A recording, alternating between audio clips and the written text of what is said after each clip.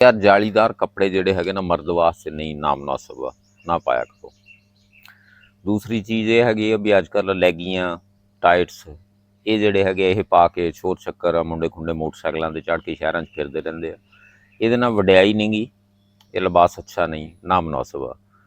फिर इस तो हट के जोड़ा है बाज़ जोड़े है ना शोखे बुढ़िया वर्गे कपड़े पाउण लग पे आ, फुल्लां वालियां शर्टां थले उदां दी फुल्लां वाले ट्रोज़र जोड़े है वो पाउण लग पे, ये भी ना मुनासिब शै आ।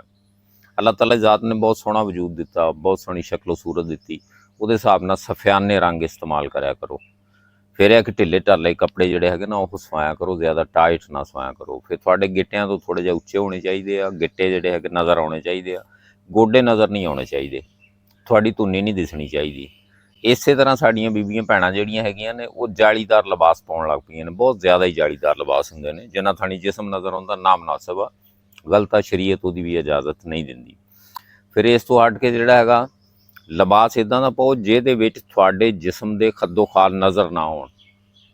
सीना हो गया, कुल्ले हो गए, थोड़े थल्लों पिन्नियां लत्तां जिहड़ियां हैगियां वो हो गईयां। मकसद यह कि अजकल बच्चियां दे भी दूसरे अक्सर औरतां जिहड़ियां हैगियां ना टाइट्स टाइप कपड़े सवाउंदियां ने, फिटिंग वाले ज़्यादा फिटिंग वाले कपड़े सवा लैंदियां ने। इन्हां चीज़ां तो जिहड़ा हैगा ना थोड़ा परहेज़ करया करो। बंदे दी सनप बंदे दी शख्सियत जिहड़ी हैगी ना वो आपे ही दस दिंदी भी ये बंदा किड्डा क सोहना है, ये औरत किन्नी अच्छी है। लिबास दे नाल अच्छी नहीं हुंदी, मर्द जिहड़ा हैगा लिबास नाल अच्छा नहीं हुंदा, आपदे अखलाक नाल उहदी तरबीयत दस दिंदी है भी किन्ना अच्छा।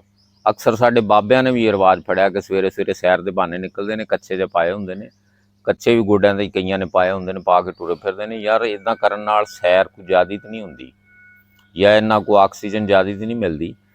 थोड़ा जिहा आपदे लिबास के उत्ते तवज्जो दिओ, थोड़ी जी इत्ते गौर करो। अल्लाह ताला दी ज़ात तुहानूं इन्नी इज्जत दै कि तुसीं सोच नहीं सकते। अल्लाह खुश रखे, मेरियां गल्लां बुरियां लगन ते माजरत। अल्लाह हाफिज़।